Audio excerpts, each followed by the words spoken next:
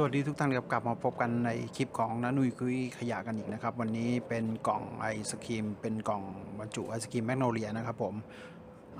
แล้วก็มีเป็นด้ามไม้กวาดครับผมต้องการใช้เป็นแกนกลมของเขานะครับก็คือจะทำเป็นที่ชั้นแขวนแก้วกาแฟครับเป็นชุดแก้วกาแฟครับผมโอเคครับติดตามชมกันครับ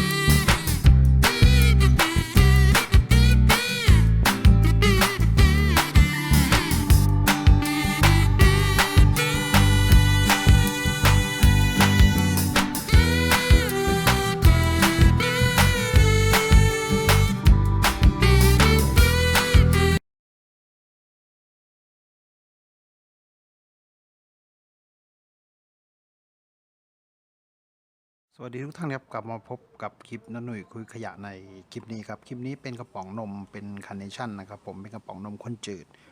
จะทำเป็นที่แขวนถ้วยกาแฟครับผมเป็นจากตัวกระป๋องอลูมิเนียมเนี่ยครับโอเคครับติดตามชมกันครับ